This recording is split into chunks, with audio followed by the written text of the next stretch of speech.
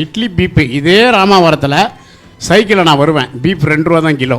அன்றைக்கி காடு இதெல்லாம் வயல். இதே ராமாவரத்தை கடந்து இந்த அரச மரத்தை கடந்து சைக்கிள் ஓட்டிகிட்டு வருவேன். ஒரு கருநாகம் படம் எடுத்து நிற்கிது என் சைக்கிளுக்கு முன்னாடி. அப்படி இருந்த காடு இந்த இடம். இன்றைக்கி இந்த இடத்துக்குள்ளே நுழையும் போது எனக்கு ரொம்ப மேல் செலுத்து போனேன். இந்த பணத்தை அடைஞ்சிருக்கிறோம்டான்னு. அந்த கருநாகத்தை தாண்டி நான் சைக்கிள் எடுத்துகிட்டு போகிறேன். அது தாண்டி தான் போய் அவனை பயந்துலாம் நிற்கலை. எனக்கு வேலை முக்கியம். இங்கே தான் பீஃபு ராமாவரத்தில் தான் 2 ரூபா கேஜி அப்போ. ஆனால் என்னால் அந்த இட்லியை செய்ய முடியல. இட்லி மாவு அரைக்கணும், சட்னி அரைக்கணும், நைட்டு தூக்கம் பத்தலை, காலையில் நேரத்தில் எழுந்திரிக்கணும் போது அப்போ யோசிக்கிறேன் இது எப்படி மாற்றுறதுன்னு.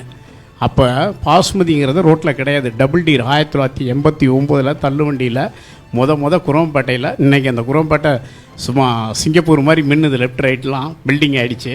ஒரு புளியா மரத்துக்கு அடியில் ஒரு பாத்ரூம் எல்லாம் யூரின் போகிற இடம்.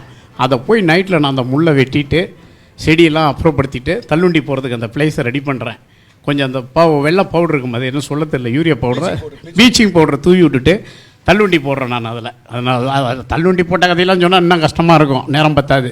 அப்படி தான் நான் அது தொழிலை செஞ்சு இந்த பாஸ்மதியை ரோட்டில் கொடுத்துட்டா நம்ம ஜெயிச்சிடலாம் அப்படிங்கிற ஒரு மைண்ட் எனக்கு. ஒரே பிரியாணி தானே, ஒரே ஐட்டம் தானே. பகலில் காலையில் 5 மணிக்கு எழுந்திரிச்சு தக்காளி வெங்காயம் வாங்கிட்டு வந்து வேக போட்டு அப்படின்ட்டு என் ஒய்ஃபை வச்சு எடுத்துக்கிட்டு தள்ளுவண்டி தூக்குறதுக்கு ஆள் இருக்காது. எங்கேயாவது ரோட்டில் போகிறீங்களா போய் நின்று இப்படி ரைட்டு பார்ப்போம், வருவாங்க, கொஞ்சம் தூக்கி வச்சு விடுங்கன்னு. டெய்லியும் இதுக்கு ஒரு ஆள் தேவைப்படும் எனக்கு. அவங்க தூக்கி வைக்கிறவங்க ரெகுலர் ஆகிட்டாங்க. கடையில் வந்து ஒரு ஓசி பிரியாணி சாப்பிடுவாங்க. இன்றைக்கி நான் தானே தூக்கி வச்சேன்னு அப்படி வாழ்க்கையை தொடக்கிறேன். எப்படியாவது இது ஒன்று இல்லாததை செஞ்சிடணும் இந்த உலகத்துக்கு அப்படின்னு ரோட்டுக்கு கொண்டு வந்தேன் பாஸ்மதியாக. அதுக்கு நான் பட்டப்பாடுக்குது பாருங்கள். டேய் எப்படா சேமியாவை இவ்வளோ கரெக்டாக கட் பண்ணியிருக்கிறோம்பாங்க, நீளமாக இருக்கான். ஏங்க இது பாஸ்மதி ரைஸுங்க.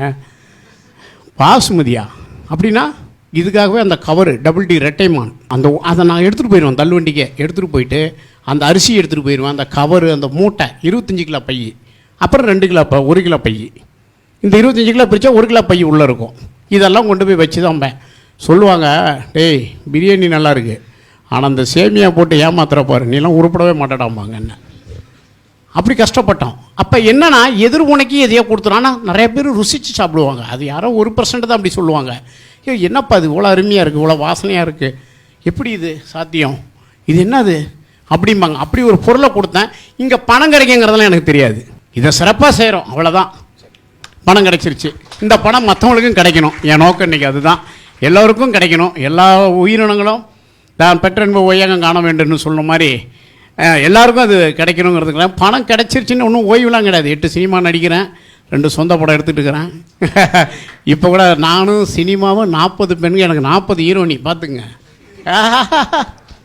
ஹாப்பியாக இருக்குது, சந்தோஷமாக இருக்குது. பணம் தானே வாழ்க்கை எல்லாருக்கும்.